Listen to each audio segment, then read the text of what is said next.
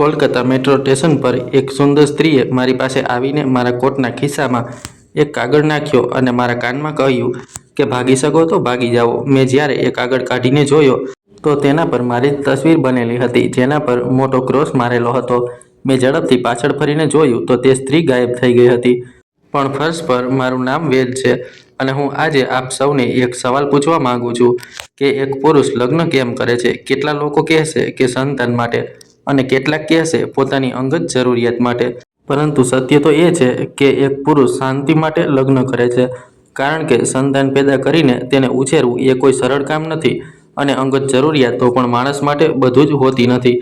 ઘરના બધા કામ નોકર પણ કરી શકે છે, અને હું તો એક અમીર માણસ હતો। મારી પાસે પુષ્કળ પૈસા હતા, મારું પોતાનું ઘર હતું, મારી ગાડી પણ હતી, અને મારો સારો વ્યવસાય હતો। હું ઈચ્છત તો કેટલાક નોકરો રાખી શકતો હતો। લોકો તો બાળકો દત્તક પણ લેતા હોય છે, પરંતુ એક સ્ત્રીને ઘરમાં લાવવાનો અસલી મકસદ એ જ હોય છે કે તે તમારી મિત્ર બને, તમારી હમસફર બને, તમારા દિલની વાત સાંભળીને તમારી સાથે બેસે, તમારા દુઃખ અને ખુશીમાં તમારી સાથે ઊભી રહે। હું પણ આ જ વિચારીને લગ્ન કરીને મારી પત્નીને ઘરે લાવ્યો હતો, પરંતુ લગ્નના માત્ર 2 વર્ષ પછી મારું મગજ ગૂંચવાયેલું જ રહી ગયું, કારણ કે અમારે કોઈ સંતાન નહોતું થયું, અને મારી પત્ની મારી સાથે દરેક વખતે ઝઘડો કરતી રહેતી હતી। પછી મને લોકોએ સમજાવ્યો પણ ખરો કે હજુ લગ્નને સમય જ કેટલો થયો છે। શરૂઆતના કેટલાક વર્ષો મુશ્કેલ હોય છે, પણ ધીરે ધીરે બધું ઠીક થઈ જાય છે। પરંતુ મને એવું લાગતું હતું કે જાણે તે સ્ત્રીના દિલમાં ખુશ રહેવાની ખૂબી જ નહોતી, જાણે કોઈ પણ તેને ખુશ ન રાખી શકે। હું તેને એક ખૂબ જ મોટા આરામદાયક ઘરમાં રાખતો હતો। ઘરમાં ન કોઈ સાસુ હતી, ન કોઈ નણંદ, ન કોઈ ભાભી કે ન કોઈ દિયર હતો। બસ 2 નોકર હંમેશા ઘરમાં રહેતા હતા, એક સફાઈ કરતો અને બીજો રસોઈ બનાવતો હતો। દિવસના સમયે તો તે કંઈક ને કંઈક કરી લેતી, પણ જ્યારે રાત થતી ત્યારે એક સામાન્ય ઈચ્છા પણ તેને સહન નહોતી થતી। હું ક્યારેક કહી દેતો કે મને ચા બનાવી આપ, તો તે સીધો જવાબ આપતી કે હું થાકી ગઈ છું, હું નહીં બનાવી શકું। હું વિચારતો હતો કે આખરે આખો દિવસ એ કરે છે શું જેનાથી આટલી થાકી જાય છે? અસલ વાત તો એ હતી કે તે મારી લાગણીઓનો પણ ખ્યાલ રાખતી નહોતી। હું જ્યારે ઘરે આવતો, જ્યારે ઈચ્છતો કે તે એકવાર તો મને જોઈને સ્મિત આપે અને મારી પાસે આવીને પૂછે કે મારો દિવસ કેવો રહ્યો, મેં આખો દિવસ શું શું જોયું અને શું સહન કરવું પડ્યું, પણ તે ઘરમાં એવી રીતે બેઠેલી હોય જાણે તેને કોઈ વાતની પરવા જ નથી। હું અંદર દાખલ થતો તો તે એક નજર પણ ઉઠાવતી નહીં, ક્યારેય હાથ લંબાવીને મને પકડતી નહીં, ક્યારેય મારી પાસે બેસીને મારા હાલચાલ પૂછતી નહીં। એકવાર હું ખૂબ જ થાકેલો ઘરે આવ્યો હતો, મારું માથું દુખવાને કારણે ફાટી રહ્યું હતું। હું ઈચ્છતો હતો કે તે બસ એટલું પૂછે કે શું થયું છે, પણ તેને એવી રીતે જોયું જાણે કોઈ મુશ્કેલી જ ન હોય। પછી મેં જાતે જ કહ્યું કે મારું માથું ખૂબ ભારે થઈ રહ્યું છે, તો તે બોલી કે દવા લઈ લો, હું તો અત્યારે આરામ કરવા માંગુ છું। તે ક્ષણે મને પહેલીવાર અહેસાસ થયો કે કદાચ હું આ સ્ત્રી માટે માત્ર એક જવાબદારી છું, કોઈ એવો માણસ નહીં જેની હાજરી તેને શાંતિ આપી શકે। અને લગ્ન કરતી વખતે મેં માત્ર તેની સુંદરતા જોઈ હતી। મારી પત્ની ખૂબ જ સુંદર હતી અને મારાથી 10 વર્ષ નાની હતી। હું આ સોસાયટીનો એક સફળ માણસ હતો, પણ તે સફળતા માટે મેં મારી જિંદગીનો શ્રેષ્ઠ સમય કુરબાન કરી દીધો હતો, અને એ જ કારણે મારો લગ્ન પણ મોડો થયા હતા। પરંતુ મેં ક્યારેય વિચાર્યું નહોતું કે સુંદરતા હોવા છતાં એક માણસ આટલો લાચાર પણ હોઈ શકે છે। સમય પસાર થતો જતો હતો, પણ મારી પરેશાની વધતી જતી હતી। મારું ઘર મોટું હતું, મારી સંપત્તિ પણ ઘણી હતી, પણ મારા દિલમાં શાંતિનું નામો નિશાન નહોતું। હું વિચારતો રહેતો કે આખરે ભૂલ ક્યાં થઈ છે, અને કેમ મારી જિંદગી મારા વિચારોથી બિલકુલ ઉલટી જ રહી। હવે પરેશાની એ જ હતી કે મારી પાસે બધું જ હતું, પણ શાંતિ નહોતી। હું જ્યારે ઘરે આવતો ત્યારે એવું લાગતું કે જાણે કોઈ રણમેદાનમાં દાખલ થયો છું। થોડી વારની શાંતિ પછી કોઈને કોઈ વાત શરૂ થઈ જતી હતી। ક્યારેક તેના લહેકામાં શક્તિ હોય તો ક્યારેક તેની આંખોમાં જોઈને અજીબ ચુંબન અનુભવાતી। મને ખબર પડી જતી કે હવે માહોલ બગડવાનો છે। એવું નહોતું કે મેં કોશિશ જ નહોતી કરી, મેં દરેક રીતે ઘર ચલાવવાની કોશિશ કરી હતી। મેં તેને ક્યારેય પૈસાની બાબતે પરેશાન નથી કરી। તેના પોતાના એકાઉન્ટમાં પણ પૈસા રાખતો હતો, તેના પર્સમાં પણ પૈસા રહેતા, જેથી જો તેણે કંઈ ખરીદવું હોય તો તે કોઈ પણ વસ્તુ માટે રોકાવું ન પડે। મેં જિંદગીમાં ક્યારેય તેને એમ નથી કહ્યું કે આ ન ખરીદ, અથવા અત્યારે મારી પાસે પૈસા નથી, કારણ કે મારી પાસે પૈસા હતા, અને જો હું મારી પત્ની પર નહીં ખર્ચું તો પછી એ પૈસાનો શું ફાયદો હતો? હજી તો મારે કોઈ સંતાન પણ નહોતું, સંબંધીઓ પણ વધારે નહોતા, બસ કેટલાક મિત્રો હતા જે મારા માટે સંબંધીઓથી પણ વિશેષ હતા. મેં ક્યારેય પણ તેમને કોઈ વાતથી રોક્યા નહોતા, પણ ખબર નહીં તે શું વિચારતી રહેતી હતી અને તેના મગજમાં શું ચાલતું રહેતું હતું. હું તેને પ્રેમથી તનુ કહેતો હતો. તેનું નામ આમ તો તાન્યા હતું, પણ તેને પોતાના નામથી પણ નફરત હતી. એટલે તે ઈચ્છતી હતી કે તેને ફક્ત તનુ જ કહેવામાં આવે. તે કહેતી હતી કે તાન્યા તો કંઈક અજીબ નામ છે, પણ મને તો તે નામ ગમતું હતું. આ બધું જોઈને એક પુરુષ આખરે શું વિચારશે? એ જ ને કે જ્યારે સ્ત્રી આટલી સુવિધાઓમાં પણ ખુશ નથી રહી શકતી, જ્યારે દરેક સુવિધા તેની પાસે હાજર છે, છતાં તેના કપાળ પર ચીડિયાપણું અને નાપસંદગીની રેખાઓ જ રહેતી હોય, તો કદાચ મારી જ કોઈ ભૂલ હશે. કદાચ તે મારી સાથે ખુશ નથી, અથવા મારી સાથે રહીને પણ તે એકલતા અનુભવે છે. એટલા માટે મેં મારી જાતને બદલીને પણ જોઈ.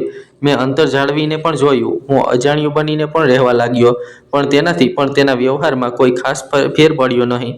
ખેર, જિંદગી આ જ રીતે ચાલી રહી હતી અને હું બસ મૌન રહીને આ બધું સહન કરતો જતો હતો. એક દિવસ હું મારી ગાડીમાં બજાર જઈ રહ્યો હતો. તડકો થોડો તેજ હતો અને રસ્તા પર ટ્રાફિક ખૂબ વધારે હતો. મેં ગાડી ધીરે ધીરે આગળ વધારી અને પછી એક લાંબી લાઇનમાં રોકાઈ ગયો. મારી આસપાસ ગાડીઓ જ ગાડીઓ હતી, જેમાં હોર્ન અને એન્જિનના અવાજ માહોલમાં બેચેની પેદા કરી રહ્યા હતા. મેં બારીની બહાર જોયું તો સામે એક સ્ત્રી ઊભેલી હતી. મુસાફરીમાં તો ન જાણે કેટલાય લોકો નજરે પડે છે. કોઈ લારી લઈને કમાણી કરવા નીકળ્યું હોય, કોઈ વસ્તુ હાથમાં લઈને વેચી રહ્યું હોય, તો કોઈ બાળકોને સંભાળતું હોય. સામાન્ય રીતે ઘણા ચહેરાઓ નજરે પડે છે, પણ આ સ્ત્રી તે બધાથી કંઈક અલગ જ હતી. તે બિલકુલ સીધી ઊભેલી હતી. ન તે હલી રહી હતી, ન ડોલી રહી હતી. તેનો ચહેરો હેરાન હતો, જાણે કોઈ ઊંડા વિચારમાં ડૂબેલી હોય, અને તેની નજર સીધી મારા તરફ જ હતી.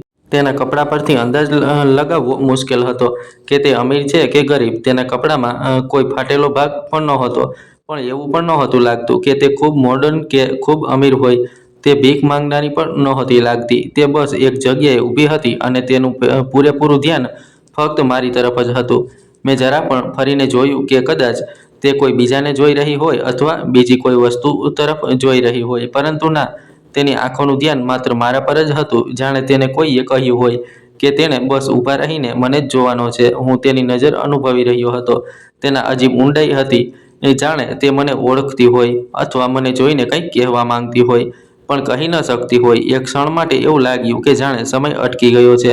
આસપાસના અવાજો ધીમા પડી ગયા હતા અને તે સ્ત્રી અને તેની આંખો જ સામે રહી ગઈ હતી.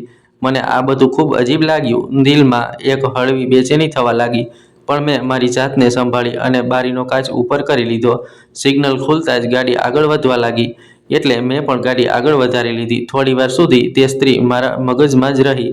તેનું ઊભા રહેવું, તેનું સીધું મને જોવું, એ બધું ખૂબ અજીબ હતું, જાણે તે કોઈ સામાન્ય સ્ત્રી ન હોય.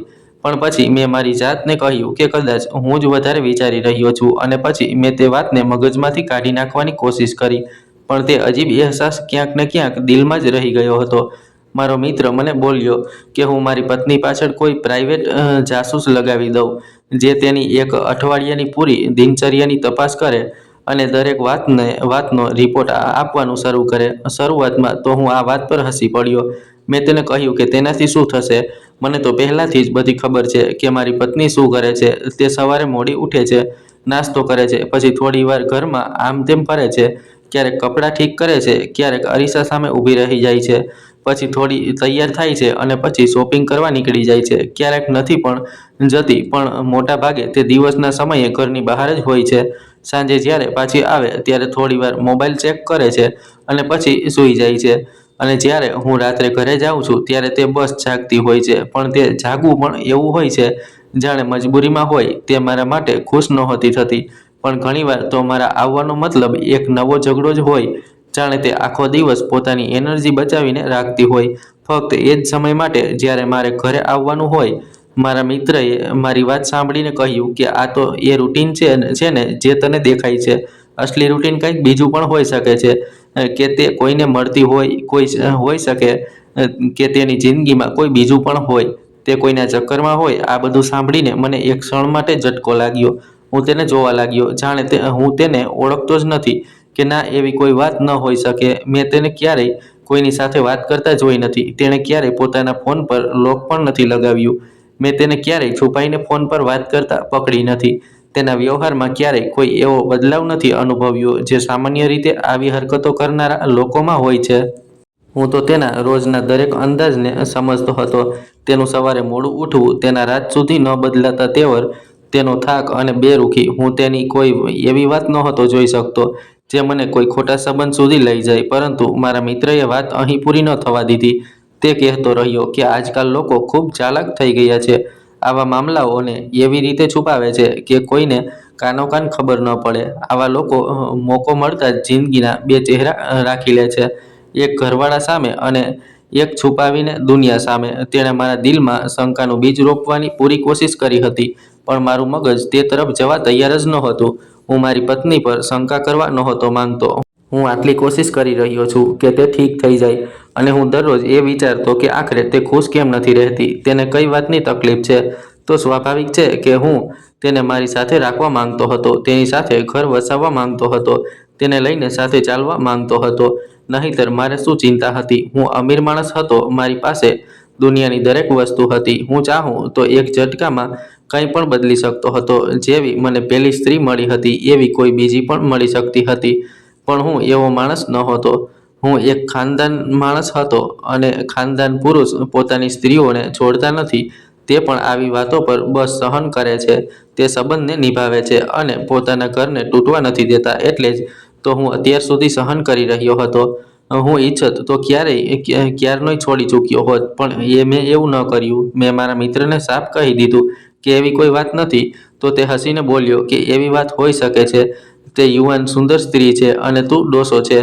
આ સાંભળીને મેં ઊંડો શ્વાસ લીધો અને તેના પર એક ઊંડી નજર નાખી. આ મારો એવો જ એક મિત્ર હતો જે મારી સાથે આવી વાતો કરી શકતો હતો. નહીંતર કોઈ બીજો હોત તો હું તેને સહન જ ન કરત. મેં તેની વાત સાંભળીને પણ તેના પર વધારે ધ્યાન ન આપ્યું. હું જાણતો હતો કે તેની વાતો માત્ર અંદાજો છે, અને મેં મારા મિત્રને સમજાવ્યું કે ના, આ બધું વહેમ છે. અને મેં તેની સહેલીઓને ત્યાં જ છોડી દીધી. પણ ક્યાંક ને ક્યાંક તેની કહેલી વાતો મારા મગજમાં ઘૂમતી રહી, જાણે કોઈ બહુ નરમ ઉજરડો હોય જે દુખતો તો નથી પણ અનુભવાય જરૂર છે. હું રોજના એક જ રસ્તેથી પસાર થતો હતો. મારી ઓફિસ મારા ઘરથી લગભગ 35 મિનિટના અંતરે હતી. હું કોલકાતામાં રહેતો હતો અને મારો રૂટ હંમેશા એક જ રહેતો હતો. એક જ સિગ્નલ હતું જ્યાં ગાડી રોકવી જ પડતી હતી. પછી ભલે ટ્રાફિક ઓછો હોય કે વધારે, મારો નિયમ બની ગયો હતો કે દરરોજ સવારે આ એક જગ્યાએથી પસાર થવાનું, અને દરેક વખતે આ એક સિગ્નલ પર થોડી ક્ષણો માટે રોકાવું પડતું હતું. તે દિવસે પણ હું રોજના હિસાબે સિગ્નલ પર ઊભો હતો. ગાડી ધીરે ધીરે રોકાઈ ગઈ. મેં સામે જોયું તો મારું દિલ જાણે એક ક્ષણ માટે થંભી ગયું, કારણ કે તે સ્ત્રી ફરી ત્યાં હાજર હતી. એ જ સ્ત્રી જે થોડા દિવસ પહેલા પણ મને અજીબ નજરોથી જોઈ રહી હતી. પણ આ વખતે એક ફરક હતો. તેના ચહેરા પર એક એવું સ્મિત હતું જે સામાન્ય સ્મિત જેવું નહોતું. તે સ્મિત ખુશીનું ન હતું, ન તો નવાઈનું હતું, પણ તે એક શાંત અને અર્થહીન સ્મિત હતું, જાણે કોઈની અંદર ઘણું બધું તૂટી ગયું હોય અને તે હવે ચહેરા પર માત્ર એક ખાલીપો રાખીને ઊભી હોય. તે સ્મિત મને અજીબ લાગ્યું, જાણે તે હસવા માંગતી જ નથી, પરંતુ તેને પોતાના ચહેરા પર સ્મિત રાખવા માટે મજબૂર કરવામાં આવી છે. મેં ધ્યાનથી જોયું તો તે સ્ત્રી બિલકુલ મારી પત્નીની ઉંમરની લાગતી હતી. દેખાવમાં પણ તે સારી હતી. તેની નજર જડાયેલી હતી. વાત કરવાનો અંદાજ પણ કોઈ એવા માણસ જેવો નહોતો જે રસ્તાઓ પર ભીખ માંગતો હોય કે ભટકતો હોય.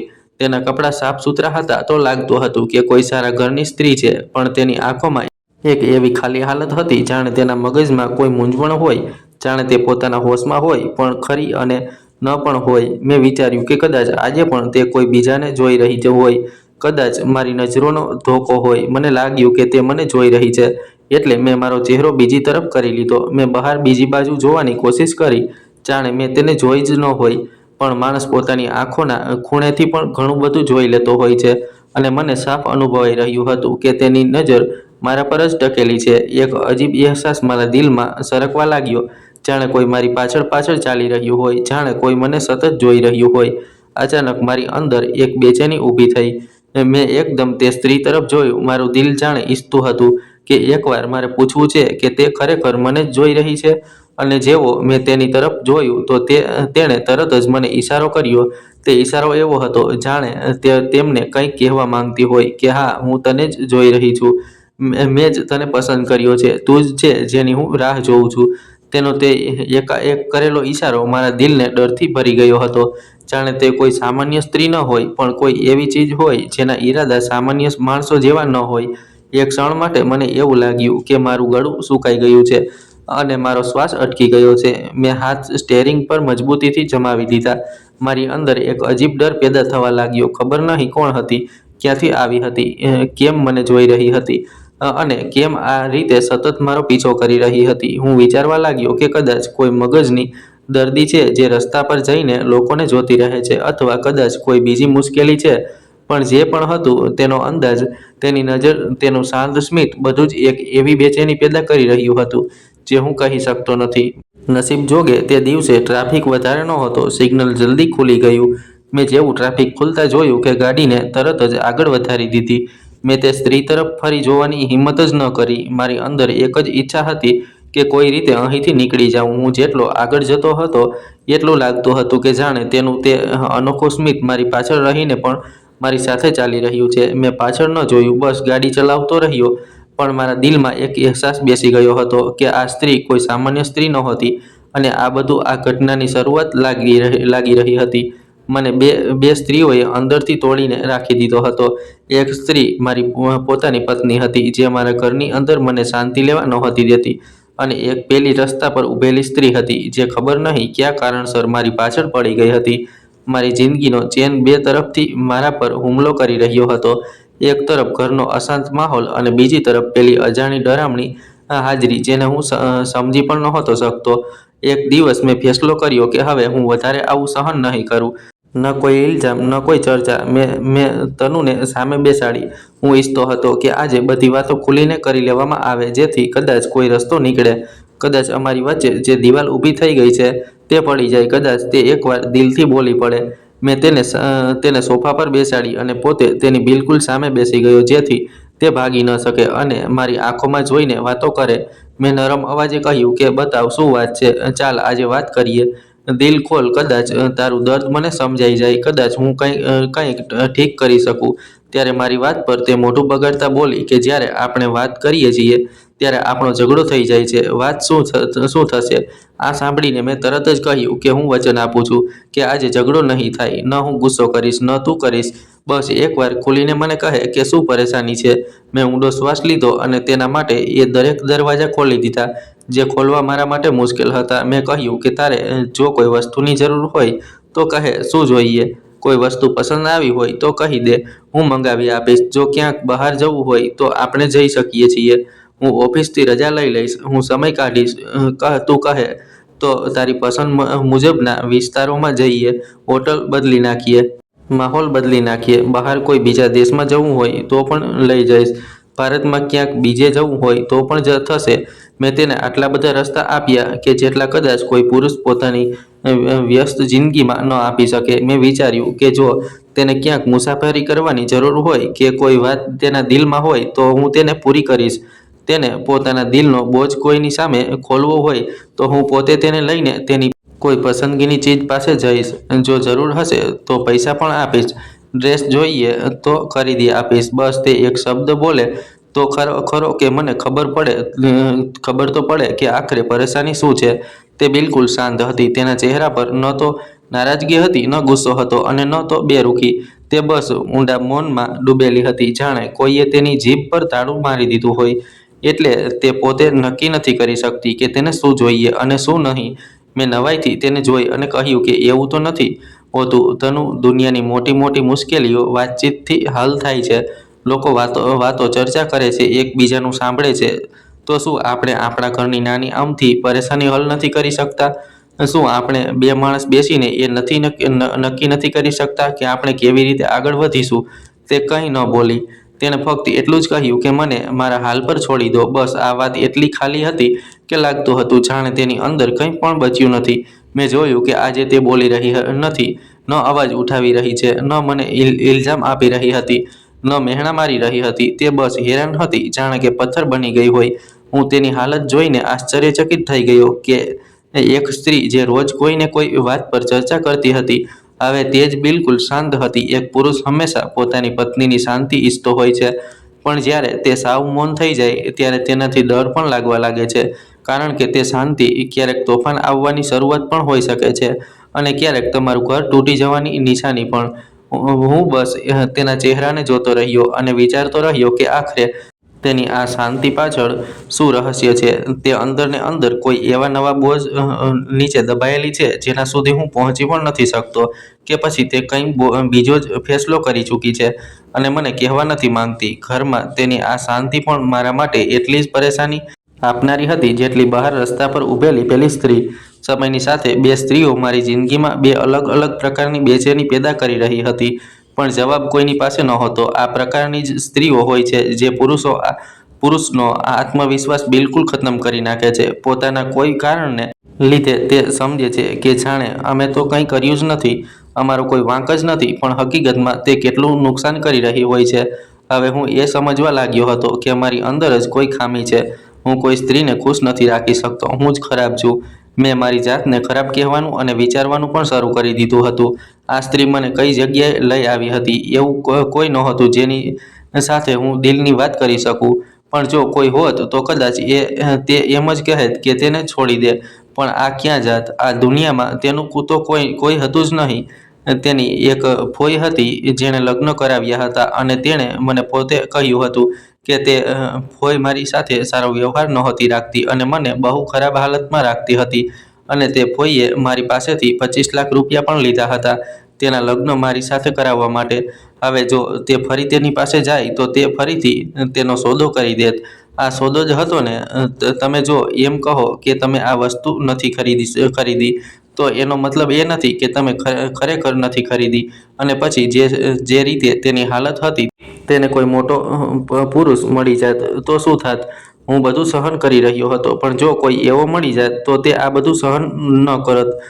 જો આ વ્યવહાર રહેત તો તેની જિંદગી તો બરબાદ થઈ જવાની હતી. અને એવું નહોતું કે તે માં નહોતી બની શકતી. હું તેને ડૉક્ટર પાસે પણ લઈ ગયો હતો. ડૉક્ટરે કહ્યું હતું કે બધું બરાબર છે. હું તેની સાથે બાળક પેદા કરવા માંગતો હતો, મારી જિંદગી શરૂ કરવા માંગતો હતો, પણ તે મોકો જ નહોતી આપી રહી. આજે હું ઘરથી ખરાબ રીતે ઝઘડીને નીકળ્યો. મેં કહ્યું કે તારી હરકતો સુધારી લે, નહીંતર હું એવો કોઈ ફેસલો કરી બેસીશ જે હું નથી કરવા માંગતો. હવે એવું નહોતું કે હું ખરેખર એવો કોઈ ફેસલો કરવા માંગતો હતો, પણ હું તેને ડરાવી રહ્યો હતો. હવે આ જ મારો છેલ્લો રસ્તો હતો. હું તેને થોડી ડરાવી દઉં જેથી તે ઠીક થઈ જાય. આજે અમારી બહુ ખરાબ લડાઈ થઈ ગઈ હતી, અહીં સુધી કે મેં એમ પણ કહી દીધું હતું કે હું તને તલાક આપી દઈશ, છોડી દઈશ. જો અજીબ વાત છે, પહેલાં તો તે લડતી હતી, પણ આ 2-3 વારથી તે મારી સાથે ઝઘડો પણ નથી કરી રહી. જાણે કોઈ રોબોટ હોય. બસ તેણે કાં તો પોતાનો ફેસલો પોતે કરી લીધો હોય અથવા તો ક્યારેક ખુશ ન હોય. બસ પછી જ્યારે માણસ નફરતમાં હોય, તેની અંદર તોડફોડ મચી હોય અને માણસ અપમાનિત થઈને પોતાના ઘરની સ્ત્રી સાથે લડી ઝઘડીને નીકળે તો પછી કંઈક ને કંઈક ખરાબ તો થાય જ છે. આજે મારે ઓફિસ પણ જવાનું હતું. મારું બહુ જરૂરી કામ હતું. ત્યાં મારી ગાડી બગડી ગઈ. ઉપરથી કોલકાતાનું હવામાન જે અચાનક જ બદલાઈ ગયું. પત્ની સાથે લડીને હું ગુસ્સામાં ઘરથી નીકળ્યો અને પછી સીધો ગાડી પાસે આવ્યો. પણ જેવી ગાડી સ્ટાર્ટ કરી કે તેણે એક ઝટકો લીધો અને પછી બંધ થઈ ગઈ. મેં 2-3 વાર કોશિશ કરી પણ તેને એક અવાજ પણ ન કાઢ્યો. ઉપરથી હવામાન પણ અજીબ બનવા લાગ્યું. આકાશમાં કાળા વાદળો છવાઈ ગયા અને પછી હળવો વરસાદ શરૂ થઈ ગયો. ટીપાં મારા ચહેરા પર પડી રહ્યા હતા તો ઠંડીની એક લહેર મારા શરીરમાં દોડી ગઈ. હું રસ્તાના કિનારે ઊભો રહ્યો, ઉપર આકાશ તરફ જોઈ રહ્યો હતો અને મનમાં વિચારી રહ્યો હતો કે આજે આ બધું કેમ થઈ રહ્યું છે. ઘરમાં લડાઈ અલગ, ગાડી બગડી એ અલગ, અને હવામાન પણ ખરાબ થયું એ અલગ. હું થાકેલો પણ હતો અને ભાવનાત્મક રીતે તૂટેલો પણ હતો. મારું સ્થળ 50 મિનિટના અંતરે હતું અને જો ગાડી નહોતી ચાલી રહી તો કોઈ બીજો રસ્તો શોધવો પડે તેમ હતો. મેં મોબાઈલ કાઢીને થોડીવાર વિચાર્યું કે કદાચ કોઈ મિકેનિક ફોન કરી દઉં, પરંતુ મન ન માન્યું. હું ત્યાંથી ચાલીને મેટ્રો સ્ટેશન તરફ નીકળી પડ્યો. મેટ્રો સ્ટેશન ખરેખર બહુ સારું હતું. એકદમ સાફ સુથરું અને શાંતિવાળું. ત્યાં બહાર પાણી પડી રહ્યું હતું, પણ અંદર છત હોવાને કારણે માહોલ બિલકુલ ઠીક હતો. હું એક તરફ બેન્ચ પર જઈને બેસી ગયો. અહીં હંમેશા બેન્ચ ખાલી રહેતી, પણ વરસાદને કારણે લોકો ઓછા હતા. મેં મારો કોટ મજબૂતીથી લપેટી લીધો અને ચહેરો નમાવીને બેસી ગયો.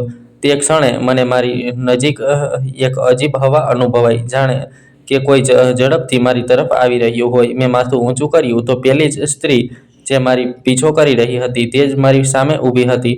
તે એટલી બધી ઝડપથી દોડતી આવી કે મને લાગ્યું જાણે કોઈ જાનવર આવી રહ્યું હોય. તેના શ્વાસ ફૂલેલા હતા અને તેની આંખોમાં એ જ ડર હતો જે હું પહેલાં પણ જોઈ ચૂક્યો હતો.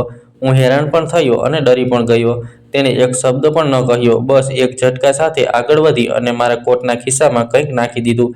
જાણે કે કોઈ કાગળ કે પરબીડિયું હોય, પણ તે ભારે હતું. પછી તે મારી એટલી નજીક આવીને બોલી કે તેના શ્વાસ મારા ચહેરા સાથે અથડાઈ રહ્યા હતા. ભાગી શકો તો ભાગી જાઓ. હું તેને આશ્ચર્યથી જોવા લાગ્યો. તે મારા જવાબની રાહ જોયા વગર જ પાછળ ફરી ગઈ અને એવી રીતે ભાગી જાણે ફિલ્મોમાં કોઈ અંડરવર્લ્ડનો માણસ પોલીસથી ભાગતો હોય. તેની ઝડપ માણસ જેવી નહોતી. 3 સેકન્ડમાં તે દૂર અંધારામાં ક્યાંક ગુમ થઈ ગઈ. મારું દિલ જોરથી ધડકવા લાગ્યું. મેં તરત જ કોટના ખિસ્સામાં હાથ નાખ્યો અને તે વસ્તુ કાઢી લીધી. આ પરબીડિયું નહોતું, આ એક તસવીર હતી, મજબૂત ફોટો પેપર. મેં જ્યારે તેને ફેરવીને જોઈ તો મારી કરોડરજ્જુમાં ઠંડ લહેર દોડી ગઈ. તસવીર તો મારી જ હતી. મારો પોતાનો ચહેરો, મારો હસતો ચહેરો, અને તે તસવીર પર લોહી જેવા લાલ નિશાનથી એક મોટો ક્રોસ મારેલો હતો. મને સમજતા વાર ન લાગી કે આનો શું અર્થ છે. આ સીધી ચેતવણી હતી, એક ધમકી હતી, આ કદાચ મોતની નિશાની હતી. મેં એક ઝટકા સાથે ગરદન ફેરવી કે જોઉં તો ખરા તે સ્ત્રી ક્યાં ગઈ છે, પણ બીજી જ ક્ષણે મારું દિલ છાતીમાં તેજ ધબક્યું. મારી પાછળ કોઈ ઊભું હતું. મેં ઈચ્છવા છતાં પૂરી રીતે પાછળ ફરીને જોવાની હિંમત જ ન કરી. તે અજીબ ડર હતો, ભારે અને ઠંડો ડર, જે દિલની અંદર સુધી ઉતરી ગયો હતો. પછી હું પાછળ ફર્યો તો એ જ અજીબ ચહેરાવાળો માણસ મારી બિલકુલ પાછળ ઊભો હતો. તે થોડો ડગલા દૂર હતો અને તેના ચહેરા પર કોઈ સાદગી નહોતી કે ન તો ગુસ્સો, ફક્ત એક ખાલી પથ્થર જેવી લકીર હતી. તેણે પોતાનો એક હાથ ધીરેથી પોતાના કોટની અંદર નાખ્યો. મેં એ દ્રશ્ય વારંવાર ફિલ્મોમાં જોયું હતું અને હું જાણતો હતો કે આનો અર્થ શું થાય છે. કોઈ પણ હોઈ શકે, ચપ્પુ, પિસ્તોલ કે કોઈ હથિયાર. મારા શરીરને અડવાનો મોકો આપ્યા વિના મેં જાતે જ નિર્ણય કરી લીધો કે હું ત્યાંથી ભાગી છૂટ્યો. જાણે મારો આત્મા શરીર છોડીને અલગ ભાગી રહ્યો હતો. વરસાદ તેજ થઈ ગયો. જમીન ભીની હતી, પણ હું બસ ભાગી રહ્યો હતો. તેનું કામ વધારે ઝડપી હતું. હું દોડી રહ્યો હતો, પણ મને લાગતું હતું કે તે મારી પાછળ શ્વાસ લેતો આવી રહ્યો છે. જો આજે મારી ગાડી ચાલતી હોત તો હું તેની અંદર ઘૂસી જાત અને દરવાજો લોક કરી દેત. ગાડી મારી પોતાની જગ્યા હતી, મારું રક્ષણ હતું, પણ નસીબે આજે બધું જ મારી વિરુદ્ધ કરી રાખ્યું હતું. હું આડેધડ દોડી રહ્યો હતો. મેટ્રો બસ આવવાની જ હતી. જો હું ત્યાં સુધી પહોંચી જાત તો કદાચ બચી શકત, પરંતુ મને અનુભવાઈ રહ્યું હતું કે તે બિલકુલ મારી પાછળ જ છે. જાણે બસ એક હાથ લંબાવે અને મને પકડી લે. તે બિલકુલ મારી પાછળ હતો અને તેના કદમોનો અવાજ તેજ થતો જતો હતો. તે જો થોડી ક્ષણો વધારે વિતાવી દેત તો કદાચ મને પકડી લેત, પણ અચાનક કોઈ તાકતવર હાથે મને બાવડાથી પકડીને એક સાંકડી ગલીમાં અંદરની તરફ ખેંચી લીધો. હું તેના એક ઝટકાથી દિવાલ સાથે અથડાયો અને શ્વાસ અટકી ગયો. કેટલીક ગલીઓ એટલી નાની હોય છે કે એકવાર માણસ અંદર આવી જાય તો બહારવાળાને અંદાજ લગાવવો મુશ્કેલ થઈ જાય છે કે કોઈ કઈ તરફ વળ્યું છે. બીજી જ ક્ષણે પેલો માણસ મુખ્ય રોડ પરથી પસાર થયો અને અમે બંને પડછાયાની જેમ દિવાલો સાથે દબાઈને ઊભા રહ્યા. બંનેના શ્વાસ જાણે એકબીજામાં ગૂંચવાઈ ગયા હોય. તેના ભાગવાનો અવાજ ધીરે ધીરે દૂર થતો ગયો અને તે અંધારામાં ગુમ થઈ ગયો. મેં ફરીને જોયું તો મારી આંખો આશ્ચર્યથી પહોળી થઈ ગઈ. જેણે મને બચાવ્યો હતો તે બીજું કોઈ નહીં, પણ એ જ સ્ત્રી હતી જે કેટલાક દિવસોથી મને અલગ અલગ જગ્યાએ દેખાઈ રહી હતી. તેના શ્વાસ તેજ હતા, તેના હાથ ધ્રુજી રહ્યા હતા અને આંખોમાં ડરની બળતરા સાફ દેખાઈ રહી હતી. તે મારી પાછળ ગલી સુધી આવી હતી અને અમે બંને દિવાલ સાથે લાગીને શ્વાસ સીધા કરી રહ્યા હતા. મેં તરત જ મારા મિત્રને ફોન કર્યો અને તેને કહ્યું કે ગાડી લઈને તરત જ પહોંચે. તેની ઓફિસ પાસે જ હતી. લગભગ 10 મિનિટ પછી તેની ગાડી અમારી સામે આવીને ઊભી રહી. પછી અમે બંને અંદર બેસી ગયા. હવે અમે ત્રણેય ગાડીમાં હતા. તે સ્ત્રી પણ હાંફી રહી હતી અને મારા મિત્રએ રસ્તામાંથી પાણી અને ખાવા પીવાની કેટલીક વસ્તુઓ ખરીદી લીધી, જેથી ઓછામાં ઓછું અમારું ભાન ઠેકાણે આવે. પછી અમે એક સુકૂન અને શાંતિથી ભરેલી જગ્યાએ પહોંચીને ગાડી રોકી દીધી. મેં પેલી સ્ત્રી તરફ ફરીને ધ્રુજતા અવાજે કહ્યું કે મને જણાવો કે આ બધું શું છે? કોણ હતો તે માણસ અને તું મારો પીછો કેમ કરી રહી છે? તે સ્ત્રી થોડી ક્ષણો માટે મૌન થઈ ગઈ, જાણે શબ્દો શોધી રહી હોય. પછી ધીરે ધીરે બોલી કે તે માણસ તેને સારી રીતે જાણે છે. તેણે તેને જબરજસ્તીથી કોઈ સંબંધ કે લગ્ન કંઈ જ નહીં, તેની જિંદગી પર કબજો જમાવીને બેઠો છે. તે તેની સામે પાગલ બનીને રહેતી, જેથી તે તેને વધારે કંટ્રોલ ન કરે. તે જેવો જતો રહેતો કે તરત તે બહાર નીકળી જતી અને તેની અસલી હાલત માત્ર તેને જ દેખાઈ રહી હતી. પછી તેણે જે વાત આગળ જણાવી તેણે મારા અસ્તિત્વને અંદર સુધી હચમચાવી દીધું. તેણે કહ્યું કે તમારી પત્ની તે માણસ પાસે આવી હતી. તમારી તસવીર સાથે અને તેને 50 લાખ રૂપિયા આપ્યા હતા એ વાત માટે કે તે તમને દુનિયામાંથી ખતમ કરી દે. હું આ સાંભળીને દંગ રહી ગયો. મારું મગજ ખાલી થઈ ગયું અને દિલ જાણે છાતીમાં ધડકવાનું જ ભૂલી ગયું.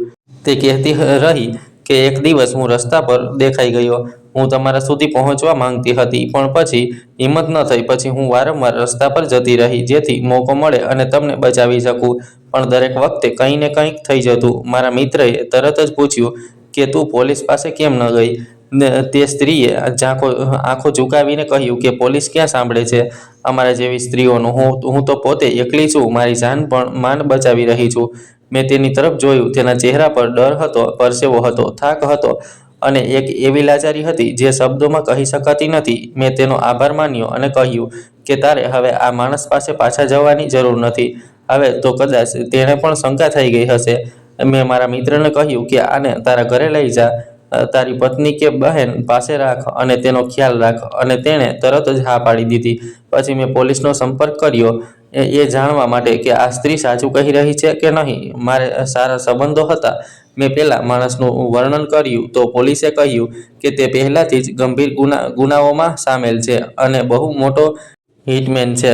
પોલીસે મને ખાતરી આપી કે ચિંતા કરશો નહીં, આખા શહેરમાં નાકાબંધી કરી દેવામાં આવશે અને જો તે જીવતો હશે અને આ જ શહેરમાં હશે તો બચીને નહીં જઈ શકે. મારી ડીએસપી અને કમિશનર સાથે વાત થઈ. તેમણે કહ્યું કે પરેશાન ન થશો, અમે તમારા ઘરની બહાર પણ કેટલાક લોકોને સાદા કપડામાં તૈનાત કરી દઈએ છીએ જેથી તમે સુરક્ષિત રહો. આ મામલો મેં સંભાળી લીધો.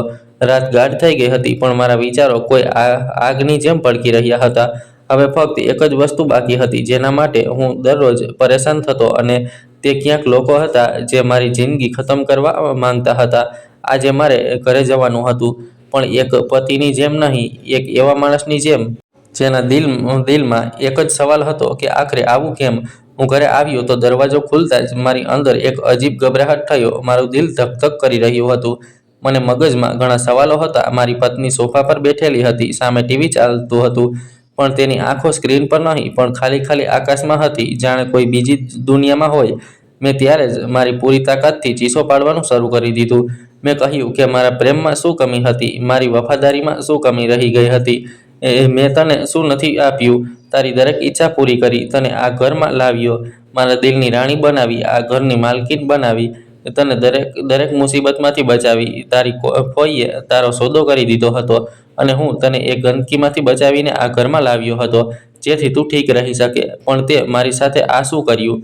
મારી પાછળ કોઈને લગાડી દીધો, મારી જિંદગીને આ ખેલનો હિસ્સો બનાવી દીધો જેનું ક્યારેય વિચાર્યું પણ નહોતું. હું ચીસો પાડીને બોલતો રહ્યો.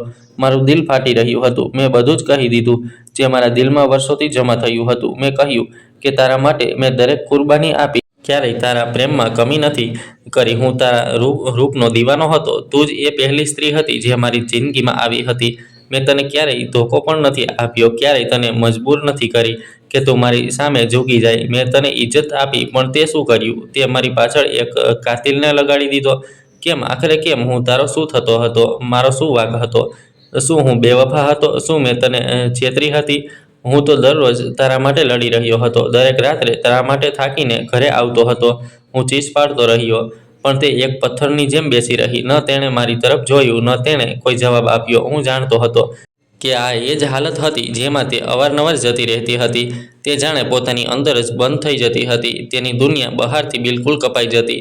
મેં વિચાર્યું કે કદાચ આ વખતે પણ તે મૌન જ જાળવી રાખશે. પરંતુ આજની શાંતિમાં કંઈક અજીબ હતું.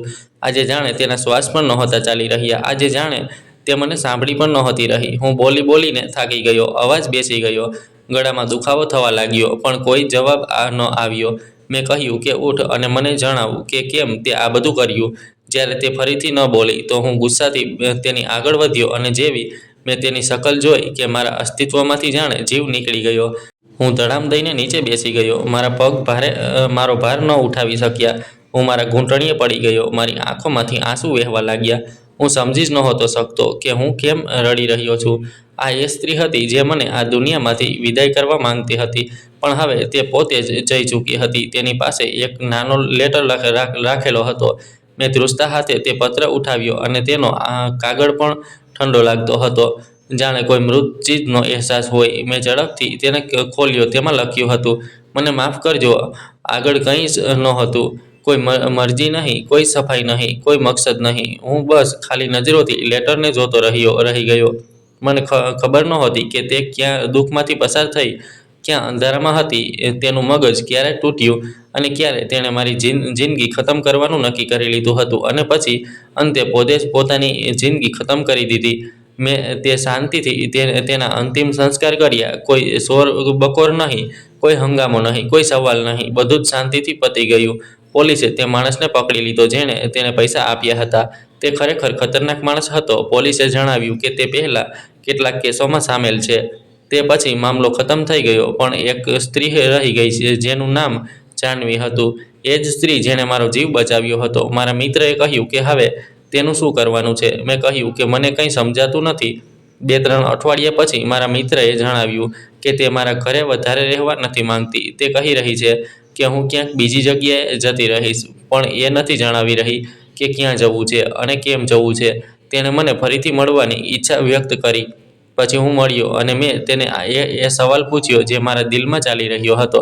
મેં પૂછ્યું કે મારી પત્ની ક્યારે આ કાતિલ પાસે ગઈ હતી, તો શું તેણે કંઈ કહ્યું હતું કે તે આ બધું કેમ કરી રહી છે? જાહ્નવીએ ઊંડો શ્વાસ લીધો અને કહ્યું કે તેણે કંઈ જ જણાવ્યું નહોતું. બસ તે એટલું જ કહી રહી હતી કે આ માણસને આ દુનિયામાંથી વિદાય કરવો પડશે. તે બહુ તકલીફમાં છે અને તે પછી તેણે પૈસા આપ્યા અને જતી રહી. હું હેરાન રહી ગયો. મેં કહ્યું કે હું તો તકલીફમાં નહોતો. તેણે કહ્યું કે મને ખબર નથી. મેં બસ એટલું જ સાંભળ્યું હતું. તેની વાત મારા મગજને કોરી ખાતી રહી.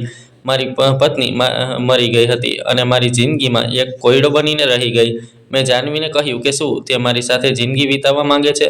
શું તે મારી સાથે લગ્ન કરશે? મેં જાહ્નવી સાથે લગ્ન કરવાનું વિચાર્યું. તેણે થોડીવાર મૌન જાળવી રાખ્યું અને પછી ધીરેથી હા પાડી. અને આજે જાહ્નવી મારી પત્ની છે અને હું તેની સાથે ખૂબ ખુશ છું. પણ સત્ય એ છે કે આજે ક્યારેક તનુનો વિચાર આવી પણ જાય છે. તો હું વિચારું છું કે તે કેવી સ્ત્રી હતી. તેના દિલમાં શું ચાલી રહ્યું હતું? શું તે ડિપ્રેશનનો શિકાર હતી? શું તે કોઈ ગંભીર બીમારીમાં હતી? તેને કોઈ એવી બીમારી થઈ ગઈ હતી જેને હું સમજી જ ન શક્યો? શું મેં તેના અંદરના દર્દને નજરઅંદાજ કરી દીધું? મેં તેના વ્યવહારને તેની બીમારી સમજવાને બદલે તેની જીદ અને તેના ઝઘડાઓનું નામ આપી દીધું? શું હું એટલો ભોળો હતો? શું મેં ક્યારેય એ જાણવાની કોશિશ ન કરી કે તેના દિલમાં કયો જંગ ચાલી રહ્યો છે જે તેને અંદરને અંદર ખાઈ રહ્યો હતો?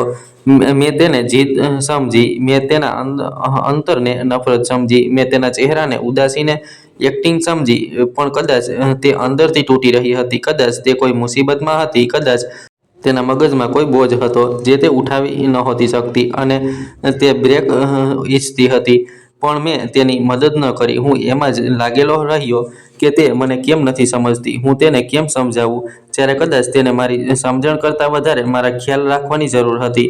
હવે હું આ વાર્તા પરથી અંતમાં ફક્ત એક જ વાત કહી શકું છું કે મેં એક સ્ત્રીને ગુમાવી દીધી અને તે પછી ઘણું બધું જાણ્યું. તેણે મારો જીવ લેવાની કોશિશ કરી.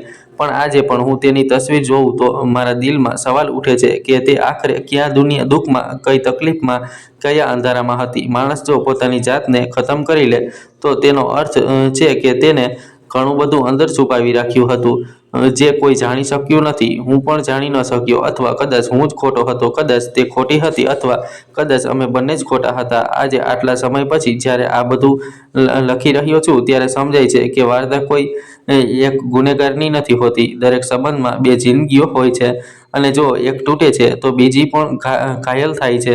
મેં મારા દર્દને સાચું માન્યું પણ તેના દર્દને ફક્ત જીદ સમજી લીધું. મેં તેના સન્નાટાને નફરત કહી, તેની ચૂપકીદીને ચાલાકી સમજી અને તેના ડરને બહાનું. હવે જાહ્નવી મારી સાથે છે. તે મારી જિંદગીમાં રોશની બનીને આવી છે, સાફ, સચ્ચી અને કોઈ પણ ચાલ વગરની. તેની સાથે હું હસું છું, જીવું છું, આગળ વધું છું. પરંતુ કેટલીક રાતો એવી હોય છે જ્યારે ઊંઘ નથી આવતી. બારીની બહાર જોઉં છું તો લાગે છે જાણે અંધારામાં કોઈ સવાલ ઊભો છે જવાબ વગરનો. હું હવે એ નથી કહેતો કે તનુ ખરાબ હતી અને એ પણ નહીં કે હું પૂરી રીતે સાચો હતો. કદાચ તે મદદ માંગી રહી હતી અને હું સાંભળી ન શક્યો. કદાચ હું થાકી ગયો હતો અને તેણે હાર માની લીધી. સંબંધોમાં સૌથી ખતરનાક વસ્તુ મારામારી નથી હોતી, ધોકો પણ નથી હોતો. સૌથી ખતરનાક હોય છે એકબીજાને ન સમજી શકવું. જો કોઈ આ વાર્તામાંથી કંઈક શીખે તો બસ એટલું કે સામેવાળાની ચૂપકીદીને હળવાશથી ન લેતા. દરેક માણસ લડાઈ નથી લડી શકતો. કેટલાક લોકો અંદરને અંદર હારી જાય છે અને જ્યારે કોઈ માણસ પોતાની જાતને ખતમ કરી લે તો સમજી લેવું કે તે ઘણો પહેલાં જ તૂટી ચૂક્યો હતો. હું આજે પણ આગળ વધી રહ્યો છું, જિંદગી જીવી રહ્યો છું, પરંતુ દરેક સ્મિત પાછળ એક સબક છે અને દરેક સબક પાછળ એક અધૂરી વાર્તા. આ જ મારી સચ્ચાઈ છે. આ અંત નહોતો, પણ મને પણ એવું જ લાગતું હતું કે બધું ખતમ થઈ ગયું, પરંતુ કેટલીક વાર્તાઓ કાગળ પર નહીં પણ માણસની અંદર આગળ ચાલતી રહે છે. તનુના ગયા પછી જિંદગી બહારથી નોર્મલ થઈ ગઈ હતી, પરંતુ અંદર બધું બદલાઈ ચૂક્યું હતું. હવે હું કોઈ અવાજ પર ચોંકી જતો, કોઈ શાંતિમાં ખોવાઈ જતો. જાહ્નવી મારી પાસે હોત, મારો હાથ પકડતી, પણ ઘણીવાર મને અનુભવાતું કે હું પૂરેપૂરો ત્યાં હતો જ નહીં, જાણે મારો એક ભાગ હંમેશા પાછળ છૂટી ગયો હોય. મેં કામમાં મારી જાતને બિલકુલ ડૂબાડી દીધી. મીટિંગ્સ, ફાઇલ્સ, કોલ્સ બધું પહેલાં જેવું જ હતું, પણ હું પહેલાં જેવો રહ્યો નહોતો. હવે હું લોકોની વાત વચ્ચે કાપતો નથી, કોઈની ચૂપકીદી જોઉં તો તેને અનદેખી નથી કરતો. કોઈ લાંબા સમય સુધી શાંત રહે તો હું પૂછું છું કે બધું ઠીક છે ને? કદાચ હું બીજામાં એ જ શોધવા લાગ્યો હતો જે હું મારી જિંદગીમાં ખોઈ ચૂક્યો હતો. એક દિવસ જાહ્નવીએ મને કહ્યું કે તું હજુ પણ તારી જાતને માફ નથી કરી શક્યો. મેં કંઈ ન કહ્યું કારણ કે તે સાચી હતી. મેં પહેલીવાર સ્વીકાર્યું કે પ્રેમ ફક્ત આપવો જ નથી હોતો, સમજવો પણ હોય છે. અને સમજવું ત્યારે મુશ્કેલ થઈ જાય છે જ્યારે આપણે આપણી જાતને જ સાચી માની લઈએ છીએ. તનુએ જે કર્યું તે ખોટું હતું, બહુ ખોટું, પણ તેના છેલ્લા કદમ સુધી પહોંચવાની વાર્તા હું ક્યારેય જાણી ન શક્યો. કદાચ તેણે ઘણીવાર મદદ માટે હાથ લંબાવ્યો હોય અને હું દરેક વખતે મારી તકલીફમાં જ ગૂંચવાયેલો રહ્યો હોઉં. હવે ક્યારેક વિચારું છું કે જો તે દિવસે હું ગુસ્સાને બદલે શાંતિથી તેની પાસે બેસી ગયો હોત, જો સવાલોને બદલે ફક્ત તેની વાત સાંભળી લીધી હોત, તો શું વાર્તા બદલાઈ શકતી હતી? મને ખબર નથી, પરંતુ એટલું જરૂર જાણું છું કે હવે હું કોઈ સંબંધને હળવાશથી નથી લેતો. કોઈ માણસને ડ્રામેટિક, જિદ્દી કે પાગલ કહેતા પહેલાં રોકાઉં છું, કારણ કે દરેક માણસની લડાઈ દેખાતી નથી હોતી. આ વાર્તા હવે બદલાની નથી કે ન તો સજાની. આ વાર્તા છે સમજણની, મોડી આવેલી સમજણની. અને જો ક્યાંય કોઈ તનુ જેવી સ્ત્રી આ વાંચી રહ્યું હોય અથવા કોઈ મારા જેવો માણસ, તો બસ એટલું કહેવા માંગુ છું કે ખુલીને અંદરો-અંદર વાત કરો, મૌન ન પસંદ કરો. અને જો કોઈ ચૂપ છે તો તેને એમ જ છોડશો નહીં, કારણ કે ક્યારેક એક સવાલ, તું ઠીક છે ને, કોઈની આખી જિંદગી બચાવી શકે છે. તનુના ગયા પછી જિંદગીની રફતાર ધીમી નહોતી થઈ, બસ અવાજ ઓછો થઈ ગયો હતો. ઘર એ જ હતું, ઓરડો એ જ હતા, પણ હવે દિવાલો કંઈક વધારે સાંભળવા લાગી હતી. જાહ્નવી કોશિશ કરતી હતી કે હું વીતેલા કામમાં ન અટવાવું, પણ કેટલીક યાદો એવી હોય છે જે વખતનું નથી માનતી. એક સાંજ હું ઓફિસેથી પાછો ફર્યો તો ગેટ પર એક અજાણ્યો માણસ ઊભો હતો. ઉંમર કોઈ 40ની આસપાસ, સાધારણ કપડાં, ચહેરા પર થાક અને આંખોમાં કંઈક એવું જે તરત ભરોસો નથી આપતું, પણ જૂઠ પણ નથી લાગતું. તેણે મારું નામ લીધું. તમે જ વેદ છો? હું ચોંકી ગયો કે હા. તમે કોણ? તેણે ખિસ્સામાંથી એક જૂનું ઓળખપત્ર કાઢ્યું. મારું નામ રાઘવ મિશ્રા છે. હું ક્રિમિનલ સાયકોલોજીમાં કામ કરું છું અને હું તનુનો કાઉન્સિલર રહી ચૂક્યો છું. મારા પગ નીચેથી જમીન સરકી ગઈ. આ નામ મેં પહેલાં ક્યારેય સાંભળ્યું નહોતું. મેં તેને અંદર બેસાડ્યો. જાહ્નવી પણ આવીને બેસી ગઈ. રાઘવે પાણીનો એક ઘૂંટડો લીધો અને બોલ્યો કે હું પહેલાં ન આવી શક્યો. મને લાગ્યું હતું કે પોલીસ બધું સંભાળી લેશે, પરંતુ કેટલીક ફાઇલો બંધ થયા પછી પણ કેટલીક વાર્તાઓ ખુલ્લી રહી જાય છે. તેણે એક ફોલ્ડર મારી સામે રાખ્યું. તેમાં તનુના લખાણો હતા. ડાયરી નહીં, પણ સેશન્સની નોટ્સ. રાઘવે કહ્યું કે તનુ કોઈ એક બીમારીથી નથી ઝઝૂમી રહી હતી. તે કેટલાય વર્ષોથી ડિસોસિએટિવ ડિપ્રેશન અને ટ્રોમા બોન્ડિંગમાં ફસાયેલી હતી. જે લોકોએ તેને પહેલાં વેચી હતી, એ જ લોકો તેના મગજમાં નોર્મલ બની ચૂક્યા હતા. મારા હાથ ધ્રુજવા લાગ્યા. તેણે આગળ કહ્યું કે તે માણસથી તે ડરતી હતી, પણ એ જ ડરને તે પોતાની સજા માની ચૂકી હતી. અને તમે તેની જિંદગીમાં પહેલા સુરક્ષિત માણસ હતા. ઘણીવાર એવું થાય છે જ્યારે કોઈને પહેલીવાર સુકૂન મળે છે ત્યારે તે પોતાની જાતને તેને લાયક નથી સમજી શકતું. મેં ધીમેથી પૂછ્યું, તો તેણે મારી જાન કેમ? રાઘવનો અવાજ ભારે થઈ ગયો, કારણ કે તેના મગજમાં એ બેસી ચૂક્યું હતું કે તમારા જેવા માણસને તે ખોઈ દેશે, અને ખોવા પહેલાં તે બધું ખતમ કરી દેવા માંગતી હતી, તમને પણ અને પોતાની જાતને પણ. રૂમમાં સન્નાટો છવાઈ ગયો. જાહ્નવીની આંખોમાં આંસુ હતા. તો તે મદદ ઈચ્છતી હતી? રાઘવે માથું હલાવ્યું. તે દરેક સેશનમાં એ જ કહેતી હતી કે જો હું ઠીક થઈ ગઈ તો કદાચ હું જીવવાને લાયક નહીં રહું. તે રાત્રે હું સૂઈ ન શક્યો. પહેલીવાર મને ગુસ્સો ન આવ્યો, બસ અફસોસ થયો. આવતા અઠવાડિયે રાઘવ ફરી આવ્યો. આ વખતે એક બીજા સમાચાર લઈને. પેલા માણસના નેટવર્કમાં હજુ પણ લોકો છે, તેણે કહ્યું, અને તેમાંથી કેટલાક તમને જોઈ ચૂક્યા છે.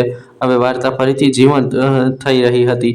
પણ આ વખતે હું ભાગી રહ્યો નહોતો. મેં ફેસલો કર્યો કે હવે જે થયું તેને દબાવવામાં નહીં આવે. હું રાઘવ સાથે મળીને એ સ્ત્રીઓ માટે કામ કરીશ જે તનુ જેવી હતી, જેમનો અવાજ કોઈએ સાંભળ્યો જ નહીં. જાનવીએ મારો હાથ પકડ્યો કે આ વખતે તું એકલો નથી. અને મને પહેલીવાર લાગ્યું કે કદાચ આ જ એ રસ્તો છે જ્યાંથી વાર્તાનો બીજો વળાંક શરૂ થયો. રાઘવના ગયા પછી ઘર ફરી શાંત થઈ ગયું હતું, પણ એ શાંતિ હવે સુકૂન નહોતી આપતી. તે એવી લાગતી હતી જાણે કોઈ રૂમમાં બંધ પંખો અવાજ નથી કરતો, પણ હવા પણ નથી આપતો. જાનવી રસોડામાં હતી. વાસણોના હળવા અવાજ આવી રહ્યા હતા, પણ મારું ધ્યાન સામે રાખેલા ફોલ્ડર પર અટકેલું હતું. મેં તેને ફરીથી ખોલ્યું. દરેક પાનું તનુનો અવાજ બનીને મારી સામે ઊભું હતું. ક્યાંક ડર હતો, ક્યાંક શરમ, પણ ક્યાંક અજીબ સજા. તેણે વારંવાર લખ્યું હતું કે તે ઠીક થવા નહોતી માંગતી, કારણ કે ઠીક થવાનો અર્થ હતો જીવવાની જવાબદારી ઉઠાવવી, અને જવાબદારીથી તે હંમેશા ભાગતી રહી હતી. મને પહેલીવાર અહેસાસ થયો કે મેં તેને પ્રેમ તો આપ્યો, પણ સુરક્ષિત અનુભવવાનો સમય ન આપ્યો. હું જલ્દી બધું ઠીક કરવા માંગતો હતો. ડૉક્ટર, ઇલાજ, પણ કદાચ તેને બસ એટલું જ જોઈતું હતું કે કોઈ તેની સાથે બેસીને ચૂપ રહી શકે. પછીના થોડા દિવસો અજીબ હતા. હું ઓફિસ જતો, કામ કરતો, લોકોને મળતો, પણ અંદર ક્યાંક એક અલગ દુનિયા ચાલી રહી હતી. દરેક ચહેરામાં મને કોઈ અધૂરી વાર્તા દેખાવા લાગી હતી. લિફ્ટમાં ઊભેલી ચૂપ છોકરી, કેબમાં બેઠેલી, બારીની બહાર જોતી સ્ત્રી. હવે હું તેમને નજરઅંદાજ નહોતો કરી શકતો. એક શાંત સાંજ રાઘવનો ફોન આવ્યો. તેનો અવાજ આ વખતે પહેલા કરતાં વધારે સખત હતો. વેદ, જે નેટવર્કની વાત મેં કરી હતી તે ફક્ત તનુ સુધી જ નથી. અમે બીજા 3 કેસ જોડ્યા છે. એક છોકરી ગુમ છે. મારી આંગળીઓ ફોન પર કસાઈ ગઈ. મને પોલીસ, હા પોલીસ છે, તે બોલ્યો, પણ દરેક કેસ ફાઇલ નથી બની શકતો. કેટલાક લોકો સિસ્ટમ કરતાં પહેલાં જ ગાયબ થઈ જાય છે. તે રાત્રે મેં જાનવીને બધું કહી દીધું. તે ચૂપચાપ સાંભળતી રહી. તો આમાં ઉતરવા માંગે છે? તેણે અંતમાં પૂછ્યું. મેં અટક્યા વગર કહ્યું કે ના, હું આનાથી ભાગવા નથી માંગતો. જાનવીએ થોડીવાર મને જોયો, પછી બોલી, તો આ વખતે સાચી રીતે ઉતરજે. એકલો નહીં. અહીંથી જ વસ્તુઓ બદલાવા લાગી. મેં રાઘવ સાથે મળીને તે સેશન્સની નોટ્સને કેસ સ્ટડીમાં બદલી. નામ નહીં, ચહેરા નહીં, બસ કેટલીક પેટર્ન. કેવી રીતે ડર પ્રેમ બની જાય છે, કેવી રીતે કંટ્રોલ આદત બની જાય છે, અને કેવી રીતે કેટલીક સ્ત્રીઓ પોતાની જાતને જ દુશ્મન માની લે છે. પહેલીવાર મને લાગ્યું કે તનુની વાર્તા ફક્ત તેના મોતની નહોતી, તે એક ચેતવણી હતી. થોડા અઠવાડિયા પછી અમને સમાચાર મળ્યા કે એ જ હિટમેન જેને પોલીસે પકડ્યો હતો, તે જેલની અંદર માર્યો ગયો. આ યોગાનુયોગ નહોતો. નેટવર્ક જીવતું હતું, અને હવે કદાચ તેને ખબર પડી ગઈ હતી કે હું પણ જીવતો છું. તે રાત્રે મેં બારીની બહાર જોયું. શહેર એમ જ ચમકી રહ્યું હતું જેમ દર રાત્રે ચમકે છે. પણ મને પહેલીવાર સમજાયું કે અંધારું ફક્ત ગલીઓમાં નથી હોતું. કેટલાય અંધારા સંબંધોમાં પડે છે, અને કેટલાક માણસોના મગજમાં. મેં ફોલ્ડર બંધ કર્યું. નામ લખ્યું, તાન્યા. કારણ કે આ વાર્તા હવે કોઈ એકના મોતની નહોતી. આ વાર્તા હતી એ જિંદગીઓની જે હજુ બચાવી શકાતી હતી. અને હું જાણતો હતો કે આ રસ્તો આસાન નહીં હોય, પણ હવે હું પાછળ હટવાનો નહોતો. બધું એક દિવસમાં ઠીક ન થયું. કોઈ છેલ્લો હીરોવાળો સીન નહોતો, કે નહોતો કોઈ તાળીઓ. બસ ધીરે ધીરે વસ્તુઓ પોતાની જગ્યાએ આવવા લાગી. તે નેટવર્ક તૂટી ગયું, પૂરી રીતે નહીં, પણ એટલું કે ડર ઓછો થઈ ગયો. કેટલાક લોકો પકડાયા, કેટલાક રસ્તા બદલવા પર મજબૂર થયા. જે છોકરીઓ સુધી અમે પહોંચ્યા તેમાંથી મોટાભાગની બચી ગઈ. બધી નહીં, પણ જેટલી બચી એટલી જ કાફી હતી. મેં સમજી લીધું હતું કે દરેકને બચાવી શકાતું નથી, અને આ સમજણ કદાચ સૌથી મોટું સુકૂન હતું. એક સાંજ હું અને જાનવી એ જ છત પર બેઠા હતા જ્યાં પહેલાં હું એકલો ઊભો રહીને અંધારા સામે લડતો હતો. આજે આકાશ સાફ હતું. હવા હળવી ચાલી રહી હતી. શહેરના અવાજો દૂર હતા. ત્યારે જાનવીએ મને પૂછ્યું, હવે શું વિચારો છો? અને મેં કહ્યું, હવે હું વધારે નથી વિચારતો, બસ જોઉં છું અને સાંભળું છું. તેણે હસીને મારો હાથ પકડી લીધો. તે પકડમાં કોઈ ડર નહોતો, કોઈ શંકા નહોતી, બસ ઊંડો ભરોસો હતો. હું હવે તનુને અપરાધી કે શિકારની જેમ યાદ નથી કરતો. હું તેને એક માણસની જેમ યાદ કરું છું. તૂટેલી, ગૂંચવાયેલી, પણ ખરાબ નહીં. તેના દર્દને નામ મળી ગયું હતું. અને મારા ગુસ્સાને એક દિશા કેટલીક રાતોમાં તેની યાદ હવે પણ આવે છે, પરંતુ તે યાદ હવે ભારે નથી લાગતી. તે મને રોકતી નથી, બસ યાદ અપાવે છે. આજે જ્યારે હું કોઈ ચૂપ માણસને જોઉં છું ત્યારે સવાલ કરું છું, અને જો જવાબ ન મળે તો બેસીને રાહ જોઉં છું, કારણ કે મેં શીખી લીધું છે કે ક્યારેક કોઈની જિંદગી બચાવવા માટે બહુ મોટા શબ્દો તો નહીં, પણ એક સાચી હાજરી જ કાફી હોય છે. હું વેદ છું. મારી વાર્તામાં અંધારું પણ હતું, ભૂલો પણ હતી અને નુકસાન પણ, પરંતુ અંતે મેં બસ સુકૂન પસંદ કર્યું. જો મારી વાર્તામાંથી મેં કંઈ શીખવ્યું હોય તો તે દરેક લડાઈ અવાજ સાથે નથી લડાતી. કેટલીક જંગ માણસ પોતાની અંદર લડે છે, અવાજ વગર અને ગવાહ વગર. મેં ભૂલ એ કરી કે મેં સામેવાળાની ચૂપકીદીને મેં તેની મરજી સમજી લીધી. મેં વિચાર્યું કે જે બોલી રહી છે તે જ દુઃખી છે, અને જે ચૂપ છે તે બસ મજબૂત છે.